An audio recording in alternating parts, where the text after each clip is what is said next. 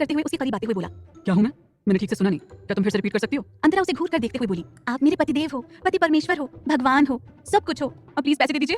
अंतरा को चिढ़ते देखकर दानिश उसकी गालों को सहलाते हुए हल्के से मुस्कुराकर बोला। तुम्हें पैसे चाहिए सिली गर्ल? अंतरा मासूमियत से हाँ में सर हिलाते हुए बोली, हाँ वो मैंने ये भुट्टे खाए और मैंने अपना पर्स भी घर पर छोड़ दिया, इसलिए आप मेरी हेल्प कर दीजिए। बस ज्यादा नहीं, 30 रुपए देने हैं, मैं घर जाकर आपको पूरे के पूरे 30 रुपए लौटा दूंगी। दानिश उसकी बात सुनकर टेढ़ी स्माइल करते हुए बोला, नहीं, मुझे 30 रुपए नहीं चाहिए, तुम उसके बदले मुझे एक किस करो, जो तुमने चॉपर में बोला था करने के लिए, पर तुम रात को सो गई थी। लेकिन अब मौसम भी अच्छा है और मेरा मूड भी, सो किस मी। ये सुनकर अंतरा अब खुद का ही खून कर लेना चाहती थी। उसके सामने खड़ा इंसान हर वक्त अपने फायदे की ही बात सोचता था। अंतरा गुस्से से दानिश को घूरते हुए बोली, मैं ऐसा कुछ नहीं करूंगी। दानिश उसके होठों को अपनी उंगलियों से रब करते हुए मधोशी से बोला, पैसे चाहिए तो मुझे किस करना होगा सिली गर्ल। अंतरा दानिश को घूरते हुए बोली, आपको हर चीज में अपना फायदा दिखता है ना। दानिश उसके होठों के करीब बढ़ते हुए बोला, राइट, मैं बिना फायदे के कुछ नहीं करता, सो किस मी। वहाँ खड़ा दुकान वाला ये सब देखकर हैरान था। उसके सामने ये सब हो रहा था। वहीं दानिश के करीब आने से अंतरा के होंठ अपने आप थरथरा उठे।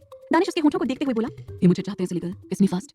दानिश के इतने करीब आकर ये सब कहने से अंतरा के होंठ अपने आप दानिश के होठों के करीब बढ़ गए और अंतरा अपनी आंखें बंद करके धीरे धीरे दानिश के होठों को किस करने लगी। दानिश ने उसके चेहरे को अपने हाथों में भरते हुए कुछ देर तक उसकी किस को फील किया। उधर दुकान वाले ने तुरंत शर्म से अपना चेहरा दूसरी तरफ कर लिया।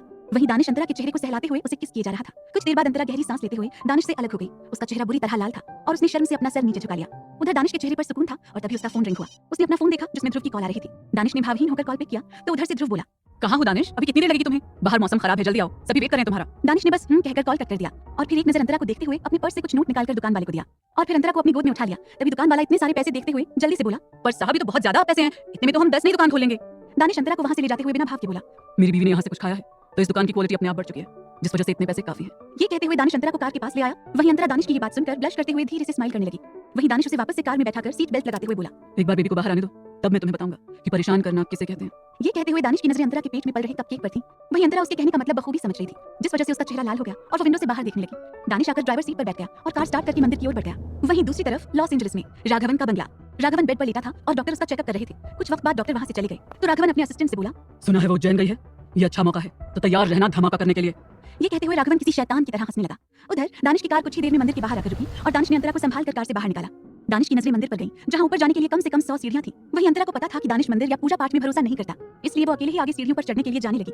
पर तभी दानिश उसे टोकते हुए बोला, स्टॉप। अंतरा ये सुनकर उसे मुड़ते हुए सवालिया नजरों से देखने लगी तो दानिश उसके करीब आकर उसे अपनी गोद में उठाते हुए बोला, तुम खुद से नहीं चल पाओगी, मैं तुम्हें लेकर चलता हूँ। अंतरा दानिश की ये बात सुनकर हैरानी में बोली, पर आप तो मंदिर के अंदर नहीं जाते थे ना कभी। दानिश उसे ऊपर सीढ़ियों पर ले जाते हुए भावहीन आवाज में बोला, हाँ मैं आज भी नहीं जाता, पर तुम्हें क्या लगता है मैं तुम्हें ऐसे अकेले जाने दूंगा? मुझे तुम पर बिल्कुल भरोसा नहीं है, इसलिए मैं तुम्हें लेकर ऊपर जाऊंगा। अंतरा दानिश की बात सुनकर चिढ़ गई और ऊपर देखने लगी। वहीं दानिश टेढ़ी स्माइल करते हुए उसे ऊपर लेकर गया। अब तक शाम हो चुकी थी। दानिश अंतरा को जब ऊपर मंदिर में लेकर पहुंचा तब देविका और विपाशा जी पंडित जी से अंतरा और उसके होने वाले बच्चे के बारे में ही कुछ पूजा करवाने की बातें कर रही थी। दानिश ने अंतरा को मंदिर के बाहर पहुंचकर नीचे उतार दिया और बोला, मैं नीचे हूँ, जल्दी आना। अंतरा उसकी बात पर बस हाँ में सर हिलाकर मंदिर के अंदर सबके पास चली गई। वहीं दानिश मंदिर की दूसरी साइड खड़े होकर स्मोक करने लगा। उधर अंतरा देविका और विपाशा जी के पास गई और वो दोनों पंडित जी से अंतरा को मिलवाने लगे। अंतरा ने उन्हें देखकर एक स्माइल किया और फिर वो महादेव की प्रतिमा के आगे पूजा करने लगी। सभी वहीं खड़े थे और उस पूजा में शामिल हुए। कुछ देर बाद पूजा खत्म हुई और अंतरा ने सभी को आरती दी और फिर वो एक नजर मंदिर की दूसरी तरफ खड़े दानिश को देखने लगी, जो फोन पर किसी से बात कर रहा था। अंतरा सबको प्रसाद देकर अपने हाथ में प्रसाद का एक टुकड़ा लेती है और दानिश के पास जाने लगी। अंतरा दानिश के पास जाकर खड़ी हो गई और दानिश जो फोन पर किसी से बात कर रहा था उसकी बात में वो इंटरप्ट करते हुए बोली, सुनिए जल्दी से मुंह खोलिए। दानिश ने अंतरा की बात सुनकर उसे घूर कर देखा और वापस बात करने लगा तो अंतरा फिर से मुंह बनाते हुए बोली, दानिश मुंह खोलिए ना जल्दी। दानिश उस वक्त कॉल पर कुछ इंपॉर्टेंट बात कर रहा था, जिस वजह से उसने अंतरा को शांत कराने के लिए अपना मुंह हल्का सा खोल दिया। वहीं अंतरा ने जैसे ही देखा उसने तुरंत वो प्रसाद का टुकड़ा उसके मुंह में डाल दिया और दानिश को अपने मुंह में मीठेपन का टेस्ट आया और वो अंतरा को घूर कर देखने लगा। वहीं अंतरा स्माइल करते हुए दानिश से बोली, दानिश कहते हैं यहाँ का प्रसाद सबको खाना चाहिए, इससे उन्हें बहुत तरक्की मिलती है, पर आपको तरक्की की जरूरत ही नहीं है क्योंकि आप तो ऐसे इतने अमीर हो। इसलिए ये प्रसाद मैंने आपको ये सोचकर खिलाया कि इससे आपको गुस्सा कमाए और आप गुस्सैल से समझदार बन जाओ। अंतरा दानिश को चिढ़ाते हुए ये कहकर हंसने लगी। वहीं दानिश ने अपने कॉल को कट कर दिया और अंतरा के चेहरे को घूरते हुए बोला, तुम ठीक से रहो, मुझे गुस्सा कभी नहीं आएगा और समझदार बनने में मेरा कोई इंटरेस्ट नहीं है, क्योंकि तुम जैसी सिली लड़की को मैं इसी तरह हैंडल कर सकता हूँ। ये कहते हुए दानिश तिरछा मुस्कुराते हुए उसके होठों को साफ करने लगा। वहीं अंतरा प्रसाद को निगलते हुए मुंह बनाकर बोली, आपसे कुछ कहना ही बेकार है, छोड़िए मुझे। ये कहते हुए अंतरा अपने पैर पटकते हुए वहां से वापस सबके पास चली गई। कुछ देर बाद सभी घर वाले अपनी अपनी कार से वापस घर के लिए लौटे। उधर दानिश अंतरा को गोद में ही उठाए कार के अंदर ले आया और उसे कार में बैठा दिया। फिर जब वो खुद कार में बैठने लगा तो उसके पास ऋतिक का कॉल आया। अंतरा सीट बेल्ट लगाते हुए दानिश को देखने लगी। वहीं दानिश ऋतिक से बात करते हुए सर्द आवाज में बोला, ऑलराइट मैं वहां आता हूँ। ये कहकर दानिश ने कॉल कट कर दिया। तभी अंतरा दानिश की बात सुनकर झट से बोली, आप कहाँ जा रहे हैं? दानिश कार स्टार्ट करते हुए बोला, मुझे दिल्ली जाना होगा, कंपनी में कुछ इंपॉर्टेंट काम है। अंतरा ये सुनकर वापस बोली, तो क्या दानिश मैं कुछ वक्त के लिए यहाँ दादा दादी के साथ रह सकती हूँ? क्योंकि सालों बाद अपने घर आई हूँ तो मैं इतनी जल्दी नहीं जाना चाहती, आप अकेले चले जाओ, मैं यहाँ कुछ वक्त रहूंगी। ये सुनकर दानिश ड्राइव करते हुए उसे बिना इमोशन देखने लगा। अंतरा के चेहरे पर उदासी थी, जिसके बाद फिर दानिश ने गहरी सांस ली और बोला, ठीक है तुम रह सकती हो यहाँ, लेकिन जब आना हो तब मुझे बस एक कॉल कर देना, मैं यहाँ आ जाऊंगा तुम्हें लेने। ये सुनकर अंतरा के चेहरे पर चमक आ गई और वो खुश होकर बोली, थैंक यू दानिश मेरी बात सुनने के लिए। दानिश ने इसका कुछ जवाब नहीं दिया और सामने देखते हुए ड्राइव करने लगा। कुछ ही समय में दानिश की कार बंगले के बाहर रुकी और अंतरा अब तक कार में ही सो चुकी थी। दानिश अंतरा को गोद में उठाकर अंदर रूम में ले आया और उसे बेड पर सुलाकर उसके माथे को चूमते हुए बोला, टेक केयर सिली गर्ल, मैं जल्द आऊंगा। अंतरा से ये बात जब दानिश कह रहा था तब अंतरा गहरी नींद में थी। दानिश उसे फिर ब्लैंकेट से कवर करके रूम से बाहर निकल गया। अगली सुबह बंगले में थोड़ा शोर मचा हुआ था क्योंकि अंतरा के दादाजी को हार्ट अटैक आया था। अथर्व उन्हें जल्दी जल्दी हॉस्पिटल लेकर जा रहा था। वहीं अंतरा और ध्रुवी दोनों रोए जा रही थी। विपाशा और देविका उन दोनों को शांत करा रही थी। ध्रुव ने सबको बताया कि दानिश कुछ काम से दिल्ली वापस चला गया, जिसे सुनकर सभी ने कुछ नहीं कहा। वहीं सभी हॉस्पिटल के लिए जाने लगे। अंतरा भी जाने के लिए तैयार हुई तो देविका जी उसे मना करते हुए बोली, अंतरा बेटा तुम ऐसी हालत में वहां मत जाओ, हम सब हॉस्पिटल जा रहे हैं, कुछ भी बात होगी तो हम तुम्हें खबर कर देंगे। विपाशा जी और ध्रुवी ने भी अंतरा को समझाया, जिस पर अंतरा ने फिर धीरे से कहा, ठीक है पर दादाजी जैसे ठीक हो जाएंगे मुझे बताइएगा, मैं उनसे मिलने आऊंगी। ये सुनकर फिर सभी ने सर हिलाया और फिर परितोष जी देविका जी के साथ हॉस्पिटल के लिए निकल गए। तो वहीं बाकी सभी हॉस्पिटल के लिए निकल गए। अंतरा बंगले में अकेली बैठी मन ही मन प्रे किए जा रही थी। तो क्या ठीक होंगे दादाजी? क्या काम था दानिश को जो वो चला गया अंतरा को छोड़कर? जानने के लिए सुनते रहिए वजह तुम हो, सिर्फ पॉकेट एफएम पर। कुछ घंटों बाद अंतरा के पास विपाशा जी का कॉल आया, जिसे देखकर अंतरा कॉल पिक करते हुए जल्दी से बोली, माँ क्या हुआ दादाजी को, वो ठीक है ना? तभी विपाशा जी की दुखी आवाज आई, बेटा तुम्हारे दादाजी को मेजर हार्ट अटैक आया था, जिस वजह से डॉक्टर उन्हें बचा नहीं सके और वो अब इस दुनिया में नहीं है। ये सुनकर अंतरा को बहुत ज्यादा दुख हुआ और वो रोने लगी। वहीं जब दादी को ये बात पता चली कि दादाजी अब नहीं रहे, उनका शरीर पैरालाइज हो गया और उन्हें भी हॉस्पिटल में एडमिट कराया गया। इधर अंतरा इतना कुछ हो जाने से बहुत दुखी हो चुकी थी। विपाशा और देविका जी वापस बंगले में आ चुकी थी। ध्रुवी और सुधा दादी के साथ हॉस्पिटल में थी। वहीं विपाशा जी अंतरा को बहुत अच्छे से संभाल रही थी क्योंकि अंतरा की डिलीवरी में अब सिर्फ 3 महीने ही बचे थे। वहीं अथर्व ने दादाजी का अंतिम संस्कार किया और कुछ ही दिनों में दादी की थोड़ी थोड़ी हालत सुधरी और उन्हें घर ले आया गया। अंतरा ने खुद को अब संभाल लिया था क्योंकि उसे सभी ने समझाया था कि ऐसे परेशान रहने से बच्चे को नुकसान हो सकता था, जिस वजह से अंतरा खुद को खुश रखने की कोशिश कर रही थी। वहीं ध्रुव शिशिर और परितोष जी के साथ दिल्ली वापस लौट आया था, पर ध्रुवी, अंतरा, देविका और विपाशा जी वहीं उज्जैन में थे क्योंकि अभी दादी की हालत कुछ ठीक नहीं थी और अंतरा अभी दिल्ली नहीं जाना चाहती थी। देखते ही देखते महीने बीतने लगे और 3 महीने कब बीत गए अंतरा को पता भी नहीं चला। इस बीच अंतरा के पास दानिश का ना तो फोन आया था और ना कोई मैसेज आया था। इधर अंतरा ने भी ज्यादा नहीं सोचा था क्योंकि उसे अभी दिल्ली नहीं जाना था और अगर दानिश कॉल भी करता तो वो जरूर उसे लेने आने को कहता, जो कि अंतरा अभी अपनी दादी को ऐसी हालत में छोड़कर नहीं जाना चाहती थी। वहीं अब अंतरा का 9वां महीना लग चुका था। वहीं देविका जी ने अब यहीं उज्जैन में ही अंतरा की डिलीवरी करवाने का सोच लिया था। अब अंतरा को चलने फिरने और उठने बैठने में बहुत दिक्कत होती थी। दादी जी की हालत भी अब सुधर रही थी। सुधा भी शांत थी, उसने अंतरा को कोई नुकसान पहुंचाने का नहीं सोचा। अब अंतरा की देखभाल बहुत ज्यादा होने लगी थी क्योंकि डिलीवरी की डेट नजदीक आ चुकी थी। कभी भी अंतरा का बच्चा इस दुनिया में आ सकता था। वहीं दादी ने दादाजी के नाम पर एक पूजा रखवाई थी जो उनके कुल देवी के मंदिर में होने वाली थी, इसलिए सभी को कल सुबह ही वहां जाना था। सारी तैयारियां रात को ही हो गई थी। अगली सुबह सभी लोग मंदिर जाने के लिए निकल रहे थे। विपाशा जी अंतरा को संभाल कर नीचे ले आई और अंतरा अपनी कमर और पेट पर हाथ रखे सोफे पर बैठ गई। तभी बंगले में रियान आया और वो सामने अंतरा को ऐसी हालत में देखकर वहीं खड़ा हो गया। अथर्व वहीं बैठा न्यूज़पेपर पढ़ रहा था और वो रियान को वहां देखकर बोला, अरे रियान तुम कब आए? तुम लॉस एंजलिस में थे ना? रियान का नाम सुनकर अंतरा भी सामने देखने लगी तो रियान बस उसे और उसके फूले हुए पेट को ही देखे जा रहा था। अंतरा ने ये देखकर चिढ़ते हुए अपने पेट को दुपट्टे से ढक लिया और कपकेक से बोली, कपकेक ये लकड़बग्गे हैं, मेरे कॉलेज में पढ़ते हैं पर मेरी इससे बिल्कुल नहीं बनती, ये हमेशा मुझे ऐसे ही घूरता रहता है। रियान सोफे पर बैठते हुए अंतरा से सीधे तौर पर बोला, मैंने कभी सोचा नहीं था कि इतनी जल्दी मैं तुम्हें ऐसी हालत में देखूंगा, पर क्या कर सकते हैं, गलत इंसान को चुनने का यही नतीजा होता है। आई एम श्योर तुम्हें जरूर रिग्रेट हो रहा होगा। उसकी बातों में जलन साफ साफ महसूस हो रही थी, जिसे सुनकर अंतरा उसे घूरते हुए बोली, देखो रियान तुम अपने आप से मतलब रखा करो, तुम्हें कोई हक नहीं बनता मेरे बारे में कुछ कहने का क्योंकि हम कोई दोस्त नहीं है। रियान ये सुनकर हंसते हुए बोला, मैंने तुमसे पहले उसकी सच्चाई बताई थी पर तुम्हारी आंखों पर तो उसके नाम की पट्टी बंधी है। तुम्हें तो इतना भी नहीं दिख रहा कि तुम अभी इस हालत में हो और उसे तुम्हारे साथ होना चाहिए था। इस समय उसे तुम्हारा ख्याल रखना चाहिए था, पर वो तो पोर्टलैंड में बिजनेस डील कर रहा है। रियान अंतरा को भड़काते हुए कह रहा था। वहीं अंतरा रियान की बात सुनकर चुप हो गई और फिर अपने पेट पर हाथ रखते हुए बोली, हाँ तो काम भी जरूरी है, वो ऐसे ही नहीं 2-2 कंपनी हैंडल कर रहे हैं, उसके लिए वो हार्ड वर्क कर रहे हैं जिसमें मुझे कोई प्रॉब्लम नहीं है। रियान अंतरा की बात पर उसे घूरने लगा और फिर तभी सभी घर वाले वहां आए और मंदिर जाने के लिए निकलने लगे। वहीं रियान उनके साथ चलते हुए अथर्व से बोला, दादाजी के मरने की न्यूज़ पाकर मैं यहाँ आया और मैं उनकी पूजा में शामिल होना चाहता हूँ। अथर्व स्माइल करते हुए हाँ में सर हिलाता है और फिर सभी अपनी अपनी कार में बैठ गए। ध्रुवी और अंतरा एक कार में बैठे और रियान भी उन्हीं की कार में ड्राइविंग सीट पर बैठ गया और बैक मिरर को सीधे अंतरा के चेहरे पर फोकस कर दिया। अंतरा इस समय कहीं और खोई हुई थी, जिस वजह से उसने रियान पर कोई ध्यान नहीं दिया और फिर उसी के साइड में अथर्व भी आकर बैठ गया। बाकी सारी कार्स वहां से मंदिर के लिए निकल गईं। कुलदेवी का मंदिर बंगले से दूर था, जिस वजह से पहुंचने में समय लगने वाला था। रियान कार को बहुत ठीक से चला रहा था, शायद अंतरा की वजह से, क्योंकि वो बार-बार सीट पर ठीक से बैठते हुए अपने पेट को सहला रही थी। अंतरा को अपनी हालत कुछ ठीक नहीं लग रही थी। वो बार-बार कभी अपने पेट को सहलाती तो कभी अपने चेहरे पर आ रहे पसीने को साफ करती। वहीं अंतरा के चेहरे पर पसीना आ रहा था, जिसे मिरर से देखते हुए रियान बोला, अंतरा तुम ठीक तो हो? अंतरा अपने आप को नॉर्मल करते हुए हाँ में सर हिलाती है, पर उसका चेहरा अब लाल पड़ने लगा था। ध्रुवी ने भी अंतरा को देखा और उसके चेहरे से पसीना साफ करते हुए बोली, किट्टू तुम्हारा चेहरा लाल क्यों पड़ रहा है और इतना पसीना क्यों आ रहा है? अंतरा इस पर कुछ कहती कि तभी उसे खुद का दर्द कंट्रोल नहीं होता और वो दर्द से कराह उठी और बोली, पता नहीं क्यों बहुत दर्द हो रहा है। अंतरा की ऐसी बात सुनकर रियान ने तुरंत कार रोक दी और पीछे मुड़कर उसे जल्दी से देखने लगा। वहीं ध्रुवी को सीट पर गीला महसूस हुआ, जिसे देखकर ध्रुवी हड़बड़ाते हुए बोली, ओह नो इसे लेबर पेन शुरू हो गया। अंतरा अब तक दर्द से तेज-तेज चिल्लाने लगी थी। वहीं अथर्व जल्दी से रियान से कार हॉस्पिटल ले जाने को बोला, पर रियान जैसे ही कार स्टार्ट कर आगे जाता तभी सामने सड़क का नजारा देखकर उसने वहीं कार रोक दी। उसे कार रोकता देखकर सभी सामने रोड पर देखने लगे तो सभी के चेहरे पर परेशानी आ गई क्योंकि इस वक्त उनकी कार को घेरे कुछ काले कपड़ों में बंदूक लिए लोग खड़े थे। तभी रियान डेस्क बोर्ड से इधर-उधर कुछ ढूंढते हुए बोला, तुमने गन नहीं रखी क्या? इन सबको तो मैं अभी बताता हूं। तभी अथर्व ने चिढ़कर कहा, क्या मैं कोई गैंगस्टर हूं जो कार में गन लेकर घूमूंगा? और ये लोग हैं कौन जो ऐसे हमारे रास्ते में खड़े हैं? तभी अंतरा दर्द से और भी तेज-तेज चीखने लगी। वहीं बाकी घर वालों की कार जा चुकी थी। इस वक्त बस उन्हीं की कार को रास्ते में घेरे काले कपड़ों में आदमी खड़े थे, जिनके हाथ में गन थी। और आज अथर्व से गलती ये हो गई कि उसने अपने गार्ड्स भी आज साथ नहीं रखे थे, जिस वजह से अथर्व को खुद पर ही बहुत गुस्सा आ रहा था। उधर अंतरा की कार में चीखें निकल रही थी, उसका दर्द अब हद से ज्यादा बढ़ चुका था। ध्रुवी उसे संभालने की पूरी कोशिश कर रही थी। इधर रियान और अथर्व कार से बाहर निकलकर उन गुंडों के पास गए और उनसे रियान गुस्से में बोला, कौन हो तुम सब और ऐसे हमारे रास्ते के बीच में क्यों आए हो? हटो यहाँ से, वरना तुम भी हॉस्पिटल के लिए निकल गए। और उन गुंडों को दानिश के गार्ड्स वहीं मार गिरा रहे थे। इधर दानिश की कार में अंतरा चीखे जा रही थी। दानिश उसके पेट को कभी सहलाता, अथर्व भी आकर बैठ गया। बस वहां से मंदिर के लिए निकल गई। कुलदेवी का मंदिर बंगले से दूर था, जिस वजह से पहुंचने में समय लगने वाला था। रियान कार को बहुत ठीक से चला रहा था, शायद अंतरा की वजह से, क्योंकि वो बार-बार सीट पर ठीक से बैठते हुए अपने पेट को सहला रही थी। अंतरा को अपनी हालत कुछ ठीक नहीं लग रही थी। वो बार-बार कभी अपने पेट को सहलाती तो कभी अपने चेहरे पर आ रहे पसीने को साफ करती। वहीं अंतरा के चेहरे पर पसीना आ रहा था, जिसे मिरर से देखते हुए रियान बोला, अंतरा तुम ठीक तो हो? अंतरा अपने आप को नॉर्मल करते हुए हाँ में सर हिलाती है, पर उसका चेहरा अब लाल पड़ने लगा था। ध्रुवी ने भी अंतरा को देखा और उसके चेहरे से पसीना साफ करते हुए बोली, किट्टू तुम्हारा चेहरा लाल क्यों पड़ रहा है और इतना पसीना क्यों आ रहा है? अंतरा इस पर कुछ कहती कि तभी उसे खुद का दर्द कंट्रोल नहीं होता और वो दर्द से कराह उठी और बोली, दी पता नहीं क्यों बहुत दर्द हो रहा है। अंतरा की ऐसी बात सुनकर रियान ने तुरंत कार रोक दी और पीछे मुड़कर उसे जल्दी से देखने लगा। वहीं ध्रुवी को सीट पर गीला महसूस हुआ, जिसे देखकर ध्रुवी हड़बड़ाते हुए बोली, ओह नो, इसे लेबर पेन शुरू हो गया। अंतरा अब तक दर्द से तेज-तेज चिल्लाने लगी थी। वहीं अथर्व जल्दी से रियान से कार हॉस्पिटल ले जाने को बोला, पर रियान जैसे ही कार स्टार्ट कर आगे जाता तभी सामने सड़क का नजारा देखकर उसने वहीं कार रोक दी। उसे कार रोकता देखकर सभी सामने रोड पर देखने लगे तो सभी के चेहरे पर परेशानी आ गई, क्योंकि इस वक्त उनकी कार को घेरे कुछ काले कपड़ों में बंदूक लिए लोग खड़े थे। तभी रियान डेस्क बोर्ड से इधर-उधर कुछ ढूंढते हुए बोला, तुमने गन नहीं रखी क्या? इन सबको तो मैं अभी बताता हूं। तभी अथर्व ने चिढ़कर कहा, क्या मैं कोई गैंगस्टर हूं जो कार में गन लेकर घूमूंगा?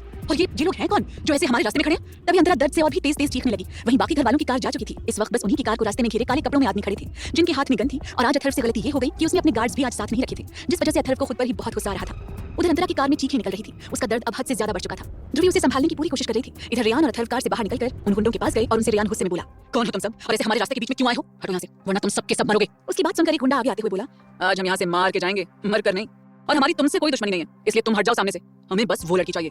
ये कहकर उस गुंडे ने कार में बैठी अंतरा को खूनी नजरों से घूरा और अपने बाकी गुंडों को अंतरा की कार की तरफ जाने का इशारा किया। वहीं रियान और अथर्व उनकी बात सुनकर उन्हें गुस्से से देखने लगे और उन्हें रोकते हुए हाथ से ही मारपीट शुरू कर दी। उधर ध्रुवी देविका और विपाशा जी के पास कॉल कर रही थी, पर उनका कॉल नहीं लग रहा था। अंतरा की चीखें बढ़ रही थी, वो सीट पर कराहते हुए इधर से उधर हो रही थी। उसकी आंखों से लगातार आंसू बहे जा रहे थे। दर्द की वजह से अंतरा की आंखें बंद हो रही थी, पर ध्रुवी उसे संभालते हुए उसके गाल को थपथपाते हुए बोली, नहीं किट्टू, तुम्हें अपनी आंखें बंद नहीं करनी, तुम्हारे और बच्चे दोनों के लिए खतरे की बात है, बस हिम्मत रखो, बहुत जल्द हम हॉस्पिटल में होंगे। हाँ, अंतरा जबरदस्ती अपनी आंखें खोलते हुए रोते हुए बोली, दी बर्दाश्त नहीं हो रहा है, मैं मर जाऊंगी।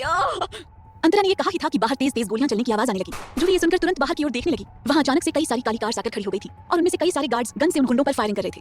तभी अंतरा के साइड वाला गेट खुला। अंतरा घबराते हुए उस तरफ देखने लगी, पर उस इंसान को देखते ही उसकी घबराहट रोने में बदल गई और वो इंसान अंतरा को कार से अपनी गोद में उठाकर बाहर निकालते हुए बोला, सिली गर्ल, डोंट क्राई, मैं आ गया हूं ना, तुम्हें कुछ नहीं होगा। वो इंसान जो दानिश था, वो अंतरा को सीधे अपनी कार में ले जाने लगा। अंतरा दर्द में चीखते हुए दानिश को कसकर पकड़े हुई थी। वहीं दानिश के चेहरे पर बहुत कठोर भाव थे। उसके सारे आदमी उन गुंडों पर बिना रहम किए गोली चला रहे थे। दानिश उन गोलियों के बीच से अंतरा को गोद में उठाए अपनी कार की तरफ जा रहा था। रियान और अथर्व अब गन से उन लोगों से लड़ाई कर रहे थे। रियान ने जब दानिश को अंतरा को ले जाते देखा, तब वो उसके पीछे आते हुए बोला, तुम्हें ऐसे यहाँ का हीरो बनने की जरूरत नहीं थी, तुम ना आते तब भी मैं अंतरा और उसके बच्चे को संभाल लेता। दानिश उसे सर्द निगाहों से घूरते हुए बोला, शट अप। रियान ये सुनकर गुस्से से तमतमा उठा, पर तब तक दानिश अंतरा को कार में लेकर बैठ गया। अंतरा दर्द से कराहते हुए दानिश से बोली, मैं मर जाऊंगी। ये सुनकर दानिश सख्ती से बोला, जस्ट शट अप, तुम्हें कुछ नहीं होगा, हम हॉस्पिटल जा रहे हैं। ये कहते हुए दानिश ड्राइवर से गुस्से में बोला, अपनी मौत का इंतजार कर रहे हो? दानिश की ऐसी बात सुनकर ड्राइवर तुरंत कार स्टार्ट कर देता है और वहां से तेज रफ्तार में निकल गया। उधर ध्रुवी दानिश के साथ आया हुआ था और वो ध्रुवी को अपने साथ सीधे हॉस्पिटल के लिए लेकर चला गया। वहीं ध्रुवी रास्ते में ही कॉल करके सबको बता चुकी थी और सब अब हॉस्पिटल के लिए निकल चुके थे। उधर रियान और अथर्व भी हॉस्पिटल के लिए निकल गए और उन गुंडों को दानिश के गार्ड्स वहीं मार गिरा रहे थे। इधर दानिश की कार में अंतरा चीखे जा रही थी। दानिश उसके पेट को कभी सहलाता तो कभी उसके चेहरे को सहलाते हुए उसे शांत कराता, पर अंतरा को इतना ज्यादा दर्द था कि उसे ऐसा लग रहा था अगर उसने अपनी आंखें बंद की तो वो सीधा भगवान के पास चली जाएगी। क्या होगा अब अंतरा का? क्या बदलने वाला है कुछ इनकी जिंदगी में? जानने के लिए सुनते रहिए वजह तुम हो, सिर्फ पॉकेट एफएम पर। यही सब सोचकर अंतरा दर्द से तड़पते हुए दानिश से बोली, दानिश, मैं अगर मर भी गई तो आप मेरे कक्के का ध्यान रखना। दानिश उसकी बात सुनकर अपने दांत पीसते हुए बोला, मेरे पेशेंस का टेस्ट मत लो सिली गर्ल। दानिश का चेहरा गुस्से से लाल हो चुका था। अंतरा की ये सब बात सुनकर वहीं अंतरा की आंखों से आंसू बहे जा रहे थे। ड्राइवर काफी स्पीड में कार चला रहा था, जिस वजह से कुछ ही देर में उनकी कार हॉस्पिटल के बाहर आकर रुकी। अंतरा की पलकियां झपक रही थी। दानिश ने उसे तुरंत अपनी गोद में उठाते हुए कार से बाहर निकाला और अंदर हॉस्पिटल में जाने लगा। दानिश के गार्ड्स ने उसके पहुंचने से पहले ही पूरे हॉस्पिटल को घेर लिया था। वहां अंदर बाहर कोई दूसरा इंसान नहीं दिख रहा था सिवाय दानिश, अंतरा और उनके गार्ड्स के अलावा कुछ डॉक्टर के। दानिश अंतरा को अंदर ले गया। फीमेल डॉक्टर रेडी थी। शिवम ने ऑलरेडी सबको तैयार कर रखा था। दानिश अंतरा को सीधे अंदर ओटी में ले गया। अंतरा कसकर दानिश की शर्ट को पकड़े हुए थी। दानिश अंतरा को ओटी बेड पर लिटाते हुए डॉक्टर्स को ऑर्डर देते हुए सख्त आवाज में बोला, मुझे मेरी वाइफ सेफ चाहिए। ये कहते हुए दानिश ने अंतरा के हाथों को खुद की शर्ट से अलग किया। अंतरा की आंखें धुंधली हो चुकी थी और वो उसके माथे पर किस करते हुए बोला, सी यू सून सिली गर्ल। ये कहते हुए दानिश ओटी से बाहर निकल गया और इसी के साथ ओटी का दरवाजा अंदर से बंद हो गया और रेड लाइट ऑन हो गई। दानिश वहीं दीवार से टिक करके खड़ा हो गया और अपनी पॉकेट से सिगरेट निकालते हुए उसकी लंबी लंबी कशें लेने लगा। इधर अंदर से अंतरा के चिल्लाने और दर्द में चीखने की आवाजें लगातार आ रही थी। दानिश उन आवाजों को सुनते हुए और भी लंबी लंबी कशें लेने लगा। तभी वहां शिवम कुछ गार्ड्स के साथ पहुंचा। दानिश उसे देखते हुए सर्द आवाज में बोला, न्यूज़ क्या है? शिवम अपना सर हिलाते हुए बोला, वो राघवन ग्रोवर के आदमी थे, पर इसमें अभिषेक मेहता भी शामिल है। दानिश सिगरेट की बट को अपने शूज से मसलते हुए शातिर स्माइल करते हुए बोला, लगता है अभिषेक नाम की चिड़िया के पर को अब हमेशा हमेशा के लिए काटना पड़ेगा। ये कहते हुए दानिश ने अपने फोन को निकालकर उसमें कुछ टाइप किया और फिर फोन को वापस से रखते हुए बोला, उसकी कंपनी कल तक टेक ओवर हो जानी चाहिए। शिवम उसकी बात सुनकर बोला, उसे एक बार नोटिस दे देता हूं, वरना ये सुनकर उसे कहीं हार्ट अटैक ना आ जाए। ये कहकर शिवम हंसते हुए फिर दानिश से बोला, एडवांस में मुबारक हो बाप बनने के लिए। ये कहकर शिवम फिर गार्ड्स के साथ वहां से चला गया। वहीं अंतरा की चीखें अभी भी निकल रही थी। दानिश उसकी बढ़ती चीखें सुनते हुए अब गुस्से में आ रहा था। तभी वहां सारे घर वाले पहुंचे। सभी के चेहरे पर परेशानी और डर साफ दिख रहा था। सभी को रास्ते में हुए हमले के बारे में पता चल चुका था। विपाशा जी डरते हुए दानिश के पास आकर बोली, बेटा अब अंतरा ठीक तो है ना? उन गुंडों ने उसे और बच्चे को तो कुछ नहीं किया? दानिश इमोशनलेस आवाज में बोला, काम डाउन मॉम, वो ठीक है। और दूसरी साइड जाकर कश लेने लगा। देविका और विपाशा जी अंतरा की चीखें सुनकर भगवान से प्रार्थना करने लगी। सभी को अब ओटी के खुलने का इंतजार था। इसी तरह 2 घंटे बीत गए पर अंतरा की चीखें अभी भी शुरू थी। दानिश अपनी आखिरी सिगरेट की कश लेकर अब अपनी गन को लोड करने लगा और बिना किसी को देखे सीधे ओटी में जैसे ही जाने वाला था वैसे ही ध्रुव उसे पकड़ते हुए साइड में ले आया और धीरे से बोला, दानिश पागल हो गए हो तुम? वहाँ किसका मर्डर करने जा रहे हो? भूलो मत यहाँ सब है अभी, और डॉक्टर अपना काम ही तो कर रहे हैं ना। हर लड़की को इस वक्त में इसी तरह तकलीफ होती है। दानिश अंतरा की चीखें सुनते हुए दांत पीस कर बोला, अगर उसे कुछ भी हुआ तो मैं इन डॉक्टर्स को दोबारा डिलीवरी कराने लायक नहीं छोड़ूंगा। ये कहते हुए दानिश वापस से विंडो की तरफ जाकर सिगरेट पीने लगा और अपनी गन को अपनी पॉकेट में रख लिया। ध्रुव ने लाचारी से अपना सर हिलाया और सबके पास चला गया। तभी अंतरा की चीखें आनी बंद हो गईं। सभी घरवालों की नजरें ओटी डोर पर टिक गईं। अंदर से किसी बच्चे के रोने की आवाज नहीं आती, जिस वजह से देविका और बिपाशा दोनों एक दूसरे की तरफ डर से देखने लगी। वहीं दानिश भी एक टक ओटी को घूरने लगा और फिर वो उस तरफ अपने कदम बढ़ा देता है और वो बिना डॉक्टर का इंतजार किए सीधे गेट को जैसे ही खोलता है वैसे ही अंदर से तेज तेज बच्चे के रोने की आवाज आने लगी। दानिश के कदम अपनी जगह ही रुक गए और वहीं बाहर घरवालों के चेहरे पर बड़ी सी मुस्कुराहट आ गई बच्चे के रोने की आवाज सुनकर। दानिश अपनी जगह खड़ा होकर एक टक बेड की ओर देख रहा था, जहां इस समय अंतरा बिल्कुल अधमरी हालत में आंखें बंद किए लेटी थी। वहीं उसी के साइड में खड़ी डॉक्टर्स उस बच्चे को साफ करके उसे बेबी बाथरोब में लपेट कर बाहर ले आई और खुशी से दानिश से बोली, कांग्रेट्स मिस्टर दानिश, आप एक बेबी बॉय के फादर बन चुके हैं। दानिश ने उसकी बात सुनकर एक टक पहले अंतरा को देखा और फिर उनसे बिना भाव के बोला, अब मेरी वाइफ कैसी है? डॉक्टर ने जवाब दिया, she is okay but she needs to take rest. ये कहते हुए डॉक्टर उस बच्चे जिसका चेहरा अभी बाथरोब में ढका था उसे दानिश को पकड़ाती है तो वो बच्चा जो अब तक तेज तेज रोए जा रहा था वो एकदम से चुप हो गया। दानिश की गोद में आते ही दानिश बिना उस बच्चे का चेहरा देखे उसे लेकर बाहर आया और देविका जी को देते हुए सीधे अंदर अंतरा के पास चला आया। शायद उसके लिए अभी सबसे जरूरी अंतरा थी। वहीं देविका जी की गोद में आते ही वो बच्चा वापस से रोना शुरू कर चुका था तो देविका जी की आंखों में खुशी के आंसू आ गए अपने परपोते को देखकर। वहीं सभी फिर उस बच्चे के पास आकर उसे प्यार और बेहद खुशी से देखने लगे। चारों तरफ खुशी का माहौल बन चुका था। दूसरी तरफ अंतरा को अलग वीआईपी वार्ड में शिफ्ट किया गया और दानिश अंतरा के पास बैठा हुआ था। अंतरा की आंखें अभी भी बंद थी। दानिश उसके बिखरे हुए बालों को साइड करते हुए उसके माथे पर किस करता है और उसके हाथों को अपने हाथों में भर लेता है, जिससे अंतरा की पलकें हल्की फड़फड़ाने लगी और वो धीरे धीरे अपनी आंखें खोलने लगी। दानिश के चेहरे पर कोई भाव नहीं था, वो बस अंतरा के लाल पड़ चुके चेहरे को देखे जा रहा था। अंतरा ने इस समय हॉस्पिटल गाउन पहन रखा था और हाथों में ड्रिप लगी हुई थी। अंतरा की डिलीवरी नॉर्मल हुई थी और अंतरा की आंखें खुल रही थी। दानिश उसे देखते हुए हल्के से मुस्कुराते हुए बोला, कहा था ना तुम्हें मरने नहीं दूंगा। ये कहते हुए दानिश उसके गाल को सहलाने लगा। वहीं अंतरा ने दानिश की आवाज पर अपनी आंखें पूरी तरह खोल ली और दानिश को देखने लगी। उसकी आंखों से एक कतरा आंसू बह निकला, जिसे दानिश साफ करते हुए बिना भाव के बोला, तुम इतना रोती क्यों हो सिली गर्ल? अंतरा घूर कर दानिश को देखते हुए धीरे से अपने पेट पर हाथ रखकर धीरे से बोली, मेरा कपकेक कहाँ है? दानिश उससे कुछ कहता कि उससे पहले ही बिपाशा जी के साथ देविका कपकेक को अपनी गोद में लिए अंदर आते हुए बोली, यहाँ है हमारा पोता अपनी दादी और परदादी के पास। अंतरा उनकी तरफ देखने लगी। बिपाशा जी की गोद में कपकेक एक व्हाइट बाथरूम में लिपटा हुआ था। अंतरा के चेहरे पर बड़ी सी स्माइल आ गई और वो धीरे से बोली, मेरा कपकेक। बिपाशा जी मुस्कुराते हुए कपकेक को दानिश की गोद में देते हुए बोली, तुम्हें पता है अंतरा, कपकेक बिल्कुल दानिश के जैसा है, वही मुंह वही होंठ वही नाक। मुझे कपकेक को देखकर बचपन वाले दानिश की याद आ गई। ये कहते हुए वो इमोशनल हो गई और फिर देविका जी अपनी उंगली में पहनी हीरे की अंगूठी को कपकेक और अंतरा के ऊपर से नजर उतारते हुए खुशी से वहां खड़ी नर्स को दे देती है। नर्स हीरे की अंगूठी पाकर बहुत ज्यादा खुश हो गई और शुक्रिया कहकर वहां से चली गई। वहीं अंतरा ये देखकर प्यारी सी स्माइल करते हुए अपने कपकेक को देख रही थी। तभी अंतरा की नजर दानिश पर गई और दानिश को देखकर ही उसकी आंखें छोटी हो गई और वो उसे घूरने लगी, क्योंकि दानिश इस समय कपकेक को अपनी गोद में लिए एक टक उसके छोटे से चेहरे को घूरे जा रहा था। कपकेक बिल्कुल गोरा सा क्यूट और गोलू मोलू सा था। कपकेक की काली गहरी आंखें थी जो बिल्कुल दानिश की जैसी थी, पर अभी उसकी आंखें बंद थी क्योंकि वो अभी सो रहा था। तभी अंतरा दानिश से धीरे से बोली, अगर आपने मेरे कपकेक को घूर लिया हो तो मुझे दीजिए, मुझे मेरे बच्चे को देखना है। अंतरा की बात सुनकर दानिश अंतरा को देखने लगा और फिर अपने हाथ से धीरे से कपकेक की गालों को टच किया। उसके टच करते ही कपकेक जाग गया और तेज तेज रोने लगा, जिसे देखकर अंतरा मुंह बनाते हुए देविका जी से बोली, दादी देखिए दानिश को, मेरे कपकेक को आए अभी ज्यादा टाइम ही नहीं हुआ और ये उसे रुलाने भी लगे। दानिश घूर कर कपकेक को देखता है और फिर उसने अपनी नजर अंतरा की तरफ की और बोला, मैं डैड हूं इसका, इससे कहो मेरी गोद में भी रहने की आदत डाले। ये कहते हुए दानिश कपकेक को वहीं अंतरा के साइड में सुलाकर वहां से बाहर निकल गया। वहीं अंतरा मुंह खोले दानिश की बात सुनती रह गई। तभी एक नर्स आकर बोली, मैम इन्हें कुछ समय तक आप ब्रेस्ट फीडिंग ही करवाइए, जिससे आपका बेबी काफी हेल्दी रहेगा। अंतरा उनकी बात सुनकर हाँ में सर हिलाती है और फिर धीरे से उठकर बेड पर बैठ गई और अब जाकर वो कपकेक को अपनी गोद में लेती है। अंतरा की गोद में आते ही कपकेक चुप हो गया और अपनी आंसू भरी आंखों को बंद कर लेता है। अंतरा प्यारी सी स्माइल करते हुए अपने हाथों से उसकी आंसुओं को साफ करते हुए बोली, कपकेक अब आप मम्मा के पास आ गए, अब आपको रोने की कोई जरूरत नहीं है। कपकेक जैसे अंतरा की आवाज से वाकिफ था, वो जिस वजह से बिल्कुल चुप हो गया। अंतरा ने उसे देखकर प्यार से उसके माथे पर किस किया। तभी बिपाशा जी अंतरा से प्यार से बोली, अब तुम इसे फीड करा दो, हम बाहर हैं। अंतरा हाँ में सर हिलाती है और वो दोनों बाहर चली गई। वहीं अंतरा को अब बहुत ही नया और सुकून भरा महसूस हो रहा था। वो प्यार से कपकेक के पूरे फेस पर किस करती है और उसके छोटे से सर को सहलाने लगी और उसे फीड कराया। वहीं कपकेक अब धीरे धीरे सो गया था। अंतरा उसे अपने साइड में अच्छे से सुलाकर उसे ध्यान से देखने लगी। अंतरा कपकेक को देखते हुए दानिश की बचपन की तस्वीर याद करने लगी। कपकेक बिल्कुल दानिश के जैसा था। अंतरा ने अपने बेबी के फेस को सहलाया और बोली, थैंक यू कपकेक, मम्मा को ऐसी खुशी देने के लिए। और एक बात, आपको मैं आपके डैड के जैसे खड़ूस और गुस्सैल बिल्कुल नहीं बनने दूंगी, आपको मैं स्वीट क्यूट और केयरिंग बनाऊंगी। ये कहते हुए अंतरा ने अपनी आंखें बंद कर ली। कुछ समय बाद दानिश वार्ड में आया और अंतरा को सोते देख वो उसके करीब बढ़ा। तभी उसे साइड में कपकेक सोया दिखा। उसे देखकर दानिश के चेहरे के भाव शांत हो गए और वो आकर अंतरा को अपनी गोद में उठा लेता है। अंतरा के दूर जाते ही कपकेक वापस से रोने लगा, जिसे देखकर दानिश अपनी भौहें चढ़ाते हुए बोला, तुम दोनों माँ बेटे इतना रोते क्यों हो? दोनों के दोनों सिली हो। दानिश की बात का कपकेक पर कोई असर नहीं था और वो उसी तरह रोए जा रहा था। तभी उसके रोने की आवाज से अंतरा दानिश की गोद में कसमसाते हुए जल्दी से बोली, कपकेक मम्मा यही है, आप रो मत। ये कहते हुए अंतरा इधर उधर हाथ लगाने लगी पर कपकेक उसे नहीं मिलता, जिससे अंतरा घबराते हुए अपनी आंखें खोल देती है। तो दानिश उससे बोला, वो यही है, डरो मत।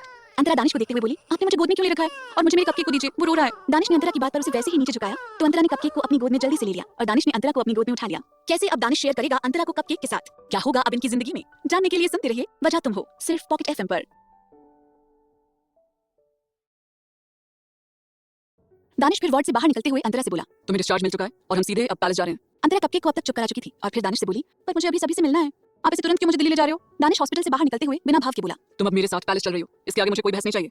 अंतरा का मन दादी और अथर्व से मिलकर जाने का था पर दानिश के ऑर्डर के आगे वो चुप हो गई और फिर उसने उन सबसे कॉल पर बात करने की सोची। वहीं हॉस्पिटल के बाहर ही दानिश का चॉपर खड़ा था, जिसमें दानिश अंतरा को लेकर बैठ गया और चॉपर सीधे दिल्ली के लिए उड़ान भर लेता है। बाकी सभी घर वाले भी दिल्ली जा चुके थे। वहीं चॉपर के अंदर दानिश ने अंतरा को सीट पर अच्छे से बैठाया और अंतरा कपकेक को अपनी गोद में ही लिए बैठ गई। उसे अभी आराम की जरूरत थी। दानिश उसे उसकी दवा देते हुए बोला, दवा खाओ सिली गर्ल। अंतरा बिना कुछ पूछे दवा खा लेती है क्योंकि अभी उसके अंदर एनर्जी नहीं थी और उसे आराम करना था। दवा लेने के बाद अंतरा कुछ ही देर में सो गई। दानिश ने उसे एक साइड में अपनी बाहों में भर लिया और कपकेक को अपनी गोद में लेकर उसे एक टक देखने लगा। कपकेक भी सो रहा था। दानिश ने अंतरा और कपकेक दोनों को अपनी गोद में ले रखा था। दानिश के हाथ अंतरा के बालों को सहला रहे थे और फिर उसने अपनी आंखें बंद करके सीट से अपना सर टिका दिया। उनका चॉपर कुछ ही घंटों में दिल्ली के ओबरॉय पैलेस पहुंचा। ओबरॉय पैलेस इस समय किसी दुल्हन की तरह सजाया गया था और बाहर ढोल नगाड़े बज रहे थे, जिससे साफ पता चल रहा था ओबरॉय परिवार अपने इकलौते अंश के घर में आने से कितना ज्यादा खुश था। सारे नौकरों को मिठाइयां और पैसे बांटे जा रहे थे। पूरा ओबरॉय पैलेस बच्चे के घर में आने का स्वागत करने को तैयार था। दानिश अंतरा को लेकर चॉपर से बाहर निकला। कपकेक को दानिश ने अपनी गोद में ले रखा था और उसके एक हाथ में अंतरा का हाथ था, जिसे पकड़कर वो अंदर पैलेस में आ रहा था। दवा के असर से अंतरा अब अच्छा महसूस कर रही थी और उसे ये सब देखकर बहुत ज्यादा खुशी थी।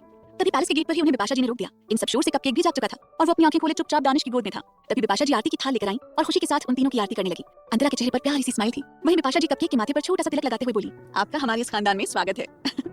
कपकेक की आंखें अब हल्की बंद थी, बस उसकी पलकें हल्की हल्की फड़फड़ा रही थी। वहीं फिर अंतरा कपकेक और दानिश के साथ अंदर आई। अंदर आते ही देविका जी ने कपकेक को अपनी गोद में ले लिया और अंतरा से बोली, जाओ बेटा, अब तुम आराम करो, इसे हम संभाल लेंगे। तभी दानिश के फोन पर किसी का कॉल आया और वो अपने फोन को देखते हुए अंतरा को अपनी गोद में उठाते हुए बोला, मैं तुम्हें रूम में छोड़ देता हूँ और तुम अब सारा टाइम बेड रेस्ट करोगी। ये कहते हुए दानिश उसे उठाकर वहां से ले जाने लगा। तभी अंतरा ने एक बार कपकेक को देखा, जो इस वक्त देविका जी की गोद में शांत था, जिसे देखकर दानिश उससे बिना इमोशन बोला, वो अपनी ग्रैंडमा के साथ है, उसे अभी तुम्हारी जरूरत नहीं है, लेकिन तुम्हें अभी आराम की सख्त जरूरत है। ये सुनकर अंतरा कुछ नहीं कह पाती क्योंकि असल में वो इन सबसे काफी कमजोरी महसूस कर रही थी और उसे सच में रेस्ट करना था। दानिश फिर उसे ऊपर रूम में ले गया। वहीं देविका जी कपकेक को लेकर बिपाशा जी के साथ मंदिर में चली गई और ध्रुवी अंतरा के लिए कुछ हेल्दी फूड बनाने चली गई।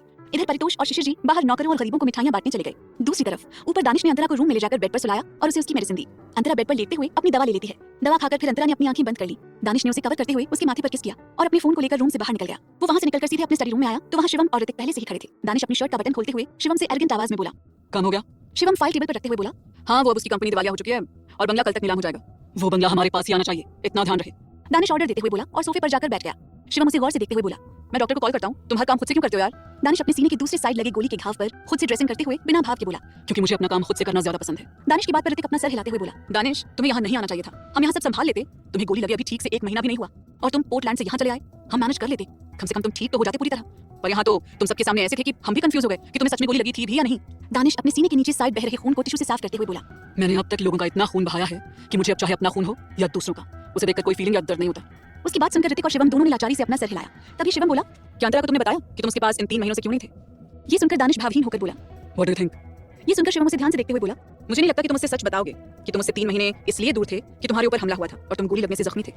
दानिश अपने घाव पर पट्टी करते हुए बिना इमोशन बोला, फिर क्यों पूछ रहे हो तुम मुझसे? शिवम फिर स्माइल करते हुए बोला, वैसे दानिश, मैंने देखा है कि जब उससे दर्द होता है तो उसको देखकर तुम्हें दर्द होता है। दानिश के हाथ उसकी बात सुनकर रुक गए और कुछ सोचकर वो तिरछा मुस्कुराते हुए बोला, अधिकतर वो दर्द उसे मैं ही देता हूँ। ये कहते हुए दानिश वापस से अपनी ड्रेसिंग करने लगा और फिर ड्रेसिंग करके सोफे पर ही अपना सर टिकाए शर्टलेस होकर बैठ गया। वहीं ऋतिक और शिवम फिर वहां से चले गए। उधर नीचे हॉल में कई सारे बच्चों के सामान आ चुके थे, जिन्हें झूला, पालना और खिलौने थे। एक पालने के अंदर कपकेक को ध्रुवी सुला रही थी। कपकेक अपनी आंखें बंद किए था। ध्रुवी उसे प्यार से सुलाकर वहां सबके पास चली गई। इधर देविका जी ने पंडित जी को बुला लिया था, जो बच्चे के नामकरण के लिए मुहूर्त निकाल रहे थे। मुहूर्त आज से 21 दिन के बाद का निकला था, जिसके लिए वो सब अभी से ही तैयारियों में लग गए थे। सभी बहुत खुश थे बच्चे के आ जाने से। इसी तरह धीरे धीरे शाम हो गई और उधर रूम में अंतरा की आंख खुलने लगी। कुछ ही देर में अंतरा उठ गई। अच्छी नींद लेने से वो काफी अच्छा और फ्रेश महसूस कर रही थी। तभी उसे कपकेक की याद आई, जिस वजह से वो धीरे धीरे चलकर वॉशरूम में जाकर पहले फ्रेश हुई। फ्रेश होने के बाद उसने एक ढीली मैक्सी ड्रेस पहनी। अब उसके चेहरे पर काफी ज्यादा ग्लो और खुशी थी। अंतरा रेडी होकर धीरे धीरे चलकर वापस बेड पर बैठ गई। उसे अभी ज्यादा चला नहीं जा रहा था। तभी दानिश रूम में आया और उसकी नजरें बेड पर चुपचाप बैठी अंतरा पर गई। दानिश उसके करीब आया और उसकी गालों को चूमते हुए बोला, भूख लगी है? अंतरा दानिश की आंखों में देखते हुए धीरे से नामे सर हिलाकर बोली, नहीं, वो मुझे कपकेक की याद आ रही थी। सुबह से मैं सो रही थी और अब शाम हो गई। ये सुनकर दानिश उसे घूरते हुए बोला, मुझे लगा तुम मुझे याद कर रही थी, क्योंकि सुबह से तो मैं भी नहीं दिखा तुमको। अंतरा ये सुनकर अपनी आंखें छोटी करते हुए बोली, कोई इंसान खुद को इतना ज्यादा इंपॉर्टेंस कैसे दे सकता है? दानिश अंतरा को ऊपर से नीचे तक देखते हुए टेढ़ी स्माइल करते हुए बोला, यू नो व्हाट, तुम काफी स्टनिंग हो गई अब सली गर्ल। ये कहते हुए दानिश उसकी कमर को सहलाने लगा। वहीं ये सुनकर अंतरा का चेहरा लाल हो गया और वो दानिश को रोकते हुए धीरे से बोली, दानिश परेशान मत करिए मुझे, मेरे कपकेक से मिलना है। दानिश उसके कान के करीब जाकर बोला, बेबी के आने के बाद तुम सच में और भी ब्यूटीफुल हो गई हो। अंतरा के चेहरे पर एक हल्की सी स्माइल आ गई। तभी उसे कुछ याद आया और वो थोड़ी उदास होते हुए बोली, दानिश, मैंने सुना है कि बच्चे होने के बाद हस्बैंड वाइफ में प्यार खत्म हो जाता है, उनके बीच दूरी आने लगती है, हस्बैंड को अपनी वाइफ में कोई इंटरेस्ट नहीं बचता और वो बाहर दूसरी औरत ढूंढने लगता है। ये सब कहकर अंतरा चुप हो गई और मायूसी से दानिश को देखने लगी। वहीं दानिश उसकी बातें सुनकर उसे अजीब नजरों से घूरते हुए बोला, ये सब कहाँ सुन लिया तुमने सली गर्ल? अंतरा मुंह बनाते हुए बोली, आप बस जवाब दीजिए दानिश। दानिश नी डाउन करके झुक गया और उसके दोनों हाथों को अपने हाथों में लेकर चूमते हुए बोला, मुझे औरों का नहीं पता, लेकिन मुझे इतना पता है कि तुम अगर बूढ़ी भी हो जाओगी तब भी मैं तुम्हारे लिए इसी तरह पागल रहूंगा और मेरे पागलपन की वजह तुम रहोगी। ये कहकर दानिश ने उसके सर को ऊपर उठाकर चूम लिया। वहीं अंतरा को ये सुनकर बहुत ही ज्यादा खुशी महसूस हुई और वो शर्माते हुए अपना सर नीचे झुका लेती है। तभी दानिश उसे शर्माते हुए देखकर उसे टीज करते हुए बोला, मैंने तो अभी ऐसा वैसा कुछ किया नहीं तुम्हारे साथ, फिर तुम इतना क्यों शर्मा रही हो सली गर्ल? ये सुनकर अंतरा का चेहरा और भी लाल हो गया और वो अपना चेहरा दूसरी तरफ करते हुए बोली, ये कैसी बातें कर रहे हैं आप दानिश, अब तो आपको सुधर जाना चाहिए। दानिश ने उसके चेहरे को वापस अपनी तरफ किया और उसकी पलकों को किस करते हुए बोला, मुझे सुधरने में कोई खास दिलचस्पी नहीं है। ये कहकर उसने उसकी दोनों पलकों पर बारी बारी चूम लिया। अंतरा की पकड़ बेड पर कस गई और उसकी बॉडी सिहरने लगी। तभी अंतरा हिम्मत करते हुए बोली, कपकेक को भूख लगी होगी। ये सुनकर दानिश उससे अलग होते हुए उसे ध्यान से देखने लगा। अंतरा की आंखें बंद थी और वो धीमी धीमी सांस ले रही थी। तभी ध्रुवी बाहर से गेट नॉक करते हुए बोली, किट्टू कपकेक को भूख लगी है, इसे फीड कराओ, ये चुप नहीं हो रहा। ये सुनकर अंतरा जल्दी से अपनी आंखें खोलती है तो उसने देखा दानिश वहां नहीं था, वो वॉशरूम में जा चुका था। अंतरा हल्के से मुस्कुराते हुए फिर ध्रुवी से बोली, दी आप उसको लेकर अंदर आइए। ध्रुवी रूम में आई और उस वक्त कपकेक रो रहा था। अंतरा ने कपकेक को अपनी गोद में लिया और प्यार से उसे चुप कराने लगी और बोली, बस बस बस बस, अब नहीं रोना आपको। कपकेक मम्मा आ गई ना आपके पास, मम्मा आपको अभी फीड कराएगी और फिर आपका टमी फुल हो जाएगा। कपकेक अंतरा की गोद में अब चुप हो गया था, जिससे फिर अंतरा मुस्कुराते हुए उसे फीड कराने लगी। अंतरा उसके सर पर अपने हाथ फेरने लगी। वहीं ध्रुवी ये देखकर फिर नीचे चली गई। कुछ देर में दानिश वॉशरूम से बाहर आया और अपने सामने के नजारे को देखकर उसका चेहरा सर्द हो गया। तो क्या देखा दानिश ने ऐसा? क्या होने वाला है आगे जानने के लिए सुनते रहिए वजह तुम हो, सिर्फ पॉकेट एफएम पर।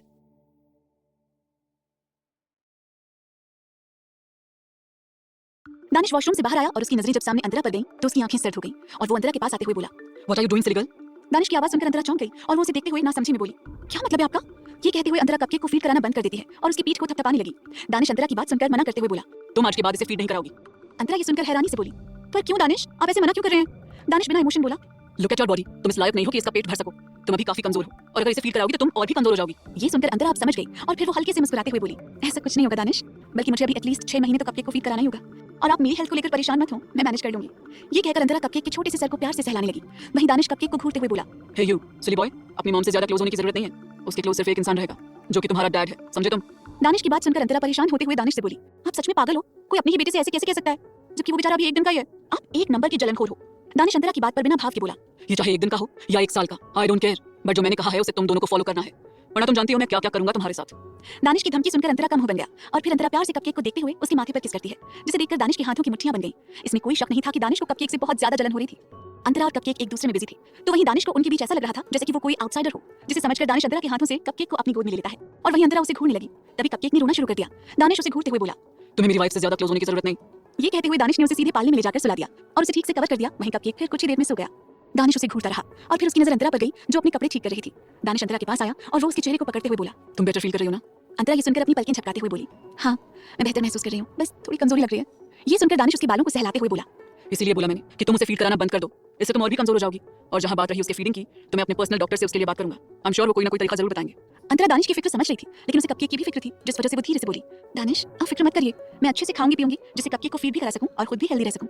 ये सुनकर दानिश फिर उसे गहराई से देखने लगा और फिर झुककर उसके नर्म होठों पर अपने होंठ रखकर उसे बिना परमिशन किस करने लगा। अंतरा की आंखें बंद हो गई और वो अपनी पलकें झपकाते हुए दानिश को घूरने लगी। वहीं दानिश अपनी आंखें बंद किए उसे चूम रहा था। अंतरा भी फिर उसके इसमें खो गई और तभी उनका डोर नॉक हुआ, जिसे सुनकर अंतरा होश में आई और धीरे से दानिश से अलग हो गई। वहीं दानिश के चेहरे पर सर्द भाव आ गए, ऐसे बीच में किसी के डिस्टर्ब करने से। तभी अंतरा बेड के सिरहाने से टेक लगाते हुए बोली, अंदर आ जाइए। दानिश फिर उसे घूरते हुए अपने स्टडी रूम की तरफ बढ़ते हुए बोला, कोई भी जरूरत हो तो मुझे तुरंत कॉल कर देना। ये सुनकर अंतरा प्यारी सी स्माइल के साथ अपना सर हिलाती है और दानिश अपने स्टडी रूम में चला गया। इधर रूम में एक मेड आई, उसके हाथ में इस वक्त एक मिक्स्ड वेजिटेबल सूप था, जिसे लेकर वो अंतरा के पास आई और उसे देते हुए बोली, मैडम ये बड़ी मैडम ने आपके लिए भिजवाया है, उन्होंने कहा कि आप इसे पिएंगे तो आपको ताकत मिलेगी। अंतरा ये सुनकर स्माइल करते हुए उस बोल को अपने हाथ में लेती है और बोली, शुक्रिया। मेड सर झुकाते हुए वहां से चली गई। इधर अंतरा उस सूप को धीरे धीरे पीने लगी। सूप पीने के बाद उसे सच में काफी एनर्जी महसूस हुई और वो फिर उठकर वॉशरूम में चली गई। वो जब वॉशरूम से बाहर आई तो वो धीरे धीरे पालने के पास गई और कपकेक को सोते हुए देखने लगी। अंतरा के चेहरे पर सुकून था और वो कपकेक के सर को सहलाते हुए बोली, आपके डैड आपसे और मुझसे बहुत प्यार करते हैं कपकेक। आई होप कि आप भी आगे जाकर उनकी तरह ही उनसे प्यार करें और उनकी रिस्पेक्ट करें।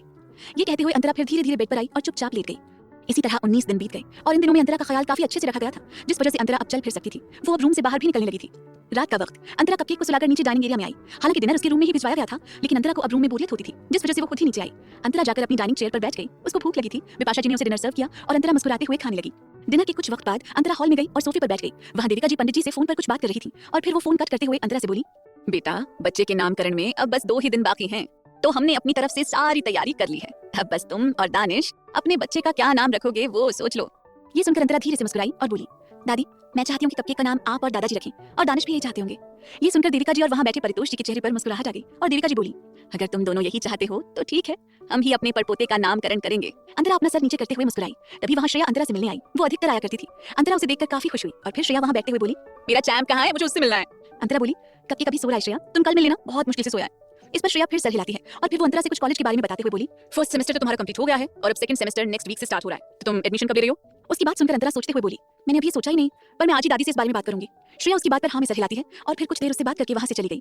अंतरा ने फिर देविका जी से अपने सेकंड सेमेस्टर के एडमिशन के बारे में बात की तो उन्होंने कहा, मैं कॉलेज के डीन से बात कर लूंगी, तुम्हें परेशान होने की जरूरत नहीं। तभी अंतरा को दानिश से भी कुछ बात करनी थी कॉलेज के बारे में, जिस वजह से फिर वो वहां से उठकर फिर दानिश के स्टडी रूम की तरफ बढ़ गई।